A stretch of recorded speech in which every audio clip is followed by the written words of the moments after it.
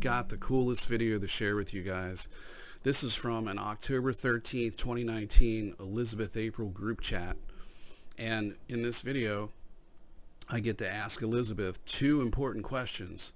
One about this project and another one about my past lifetimes in Egypt. I hope you enjoy the video, and I'll have some great content coming up next. Be kind to each other and have a great day. Awesome. Okay, let's go over to Nathan. All right, first question, please. Okay, I have a very strong connection that I feel with Egypt, and Okay. I was wondering if you could find something out for me. Yes, I can. All right, Nathan, let's take a look here. 1 second.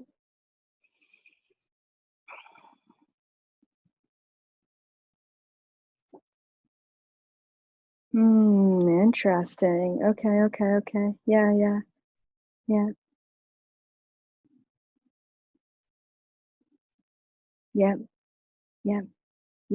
Okay. Yeah.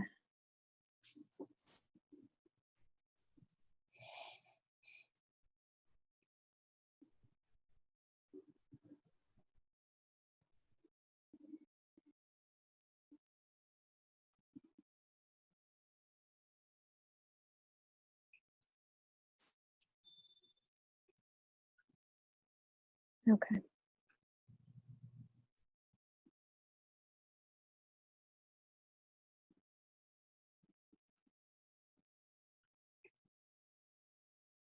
Right. Okay, cool. There's multiple lifetimes here with you in Egypt, but there's one for sure that's just profound. And it's so cool because this is kind of who you've been in lifetime after lifetime. So this is a pretty good indication of who your soul is. So instantly I get drawn back to this ancient Egyptian past life. You were a male in that lifetime, and you were, I don't like calling them slaves, but you were a worker. Okay, you were a human, you were a worker. Now, back at this time, this is when it was basically the expansion of that empire. So this is when the pyramids were being built. Like, this is ancient times. And during these times, while the pyramids were being built, there was Anunnaki walking around, and there was also reptilians who were walking around. So there's probably a couple of other different interdimensional beings as well. And then the humans. Humans did a lot of the menial labor, and the things like moving the giant stones was all done with technology. It was anti-gravity technology. And so you were one of the operators of one of these devices, and you would move the stones and whatever very effortlessly. But you were a rebel, and this is who you've been in lifetime after lifetime. You were so anti-government, you were so anti-establishment, you were so anti, the powers that be. And you went to all of your worker buddies, and you're like, this is kind of fucked up, isn't it? Like, what are we building for them? Because you guys had no information on why are we building these giant structures? What is, the development? What are they doing what are we doing for them, rather than what are they doing for us? They're doing nothing for us, right? And so even though there was an expansion of the population because you were being fed and taken care of and those kind of things, but you're like, why don't we take one of these devices, these anti-gravity devices, and why don't we make well water? Why don't we dig into the ground? Why don't we create, established living situations and homes for all of us? Why are we just serving them? Why can't we serve ourselves? And so you rallied all these people, all these workers, right? You're like, let's go, let's do something, whatever. And so they were all backing you, and you were kind of like this rebel leader, I guess, in a sense. And so it was interesting. It looked like this little black box that would hover, and this is cool because I didn't know the extent of this information or technology. There was this little black box that would hover over each giant stone, and these stones were like many tons. Little black box, it would hover over top, and it would create the stone as anti-gravity. In order to activate the box, it wasn't just a button that you pressed. It looked like a little tiny like gun almost, and you would shoot the electromagnetic frequency into the box from the gun, and then it would be anti-gravity. That way, the technology was protected from the workers who were working on it. Okay. And so you basically did this whole scheme. You ended up stealing one of these little like guns, and so you had that, and then you ended up stealing one of these black boxes. It was really interesting. Once the stone was in place, you ended up disabling the black box, and you basically hid it, and you took it. And there was lots of black boxes, like thousands of them, because there was all these stones being moved around. And then eventually you're like, okay, what do I do with this? I don't want to get caught with it, but I also want to like make some changes in society or whatever. And eventually you did end up getting caught with the technology. And then you're like, just tell me, like, give me the information. Like, why are you creating these giant pyramids? What is the technology behind it? Why do you have that technology? And they basically ended up killing you, sacrificing you, before you ever got any of those answers. So there's almost like there's been this, I don't want to say like hole in your soul, but there's this gap of information within you of why were the pyramids built? I don't know if you've ever looked into it, but they were basically like giant batteries full of like electromagnetic radiation and that kind of technology. Yeah, and like irrigation systems and stuff like that. But yeah, so you were never really fully given the information. Ever since that lifetime, you kind of had this like thirst for rebelling against the system, rebelling against the government, really like disclosing the truth. And you have, very similar to I believe Anna, it's a sacrifice over and over again that you've done for the greater good of humanity, and your big purpose is truth. You want to disclose the truth. You want to disclose the information, and you've been very brazen. That's the word. You've been very brazen about your rebel kind of rebelness, and so you've been killed lifetime after lifetime for being so brazen. And it wasn't until a couple lifetimes ago where you're like, look, I gotta chill, I gotta just be human, I gotta shut down my like thirst for knowledge, and I just gotta relax for a little bit. And now you're starting to kind of get back into the balance of having the information, having the truth, wanting to rebel, but not necessarily putting your life on the line to do so. Okay. Well, excuse me, that's a lot, but I just wanted to say I'm still the same exact troublemaker that I was before. I'm not Nothing surprised. changed. Awesome. Great. That was very enlightening. Thank you. Yeah, good. I'm so glad. Awesome. All right. Let's go back over to Nathan. All right. Hold on. There we go. Go ahead. Hey, can you hear me?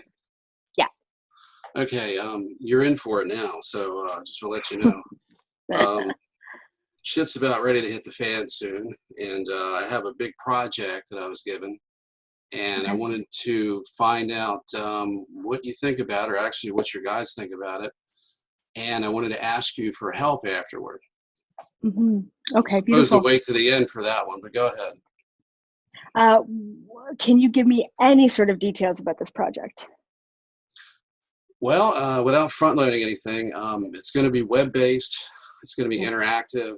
It has to do with star seeds. And is that all you need, or do you think you? That's it. That's good. And then how far along are you with this project? Are you looking for investment? Are you just getting started? No, we're just getting started. I have a few people helping me, so we're probably, because everybody's compromised right now, and I'm trying to get everybody together. So it's been going on for a couple of weeks. But actually, it actually goes back a little further than that. Yeah. Just a few months. Perfect. Okay, so let's take a look at this and see what your guys have to say here. So 1 second. Good. Okay, cool. Yeah.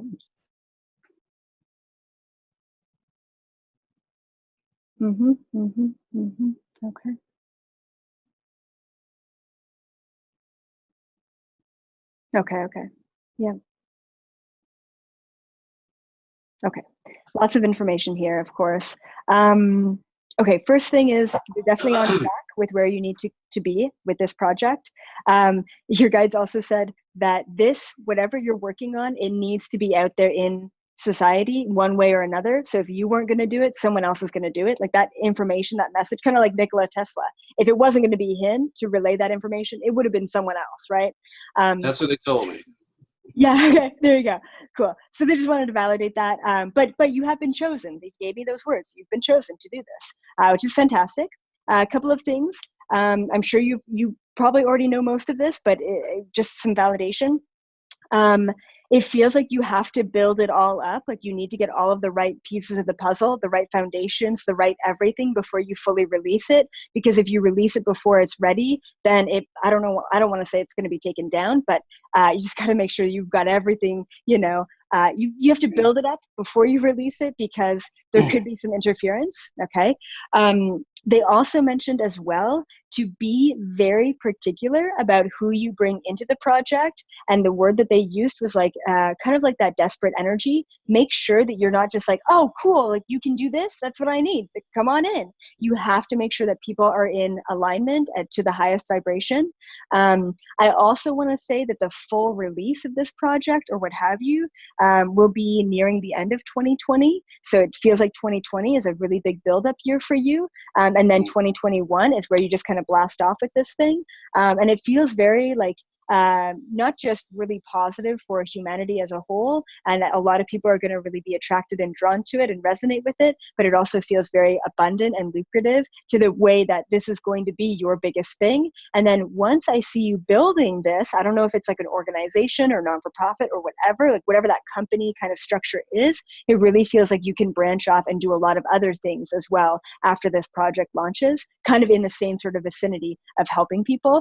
But once again, that kind of rebel, think for yourself, like open, awaken, that kind of energy still in you, which I love to see. You still have that tenacity. And that's why I think they're so cautious about having the right people and releasing it at the right time, rather than being a little bit ahead of yourself, because you've done that in a lot of lifetimes. Like, this is great, everyone needs to know. And then you get killed for it. So like, not saying that you're going to get killed. That's not your contracts in this life.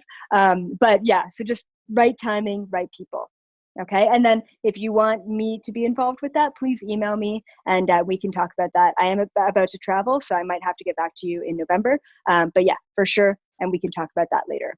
Okay. What email do you prefer I use? Is it the one that was in the link with the email that you sent me when I signed up for this? It should be. Yeah. Expand. I think they all kind of converge into the same email, whatever. Anyway. So yeah, very cool. All right. There was one thing I wanted to bring up real quick. Yeah. If I could, I'm the guy that contacted Rex, the Leak Project, and we sent him it was an implanted, I guess you could call it a mindscape or dreamscape, remember? Yes. So interesting. Okay. Very cool. Very cool. So Yeah, I just have a lot of nervous energy. It's been a stressful day, but I feel a little better now. So now that I got this done. Good. I'm so glad. I'm so glad. Yeah, we'll definitely be talking later. Great. Thank you. Awesome. You're welcome. Hi, everybody. Thank you for watching the video. I just wanted to say one last thing. At the end of the video, I tell Elizabeth April that we sent an implanted dreamscape, when in fact, I was under a false impression at the time. What really happened is I had 3 rogue life engineers that work for the Galactic Federation, which were sabotaging the program that I was in that she referred to when she said that I was chosen for this project. There was a total of 85 starseeds that could have been chosen for that project, and the idea is that most of us would have made it through the program until the very end. Unfortunately, many of us were injured and made sick, and there was a lot of other things that took place. I've had 7 spine surgeries, 7 sinus surgeries, and a neurological based heart condition thanks to the damage that these life engineers did. And life engineers are in fact the people that supervise your guides. They come in a committee of 3. So when your guides make a decision, it has to go through them. They're the ones that not only supervise your guides, they also shape your life and make decisions throughout your life. And in this case, they had sabotaged the entire program. And when I got to the point, since I was the one who was the only one that got through it, when I got to the very end of it, they tried everything that they could to avoid allowing me to have success. And the one thing they did with Rex is they did the implanted dreamscape to induce fear. And it, for the most part, worked. So what I'm going to be doing is a couple of more videos where I discuss this entire topic, starting with another video featuring Elizabeth April being interviewed by Rex Bear of the Leak Project, where Rex goes and asks Elizabeth if there was any validity to this implanted dreamscape. Following that, I'm going to do 1 or 2 more videos involving the original email that I sent to Rex Bear that started this whole thing. Anyway, thank you for watching, and I will see you on the next video. Take care.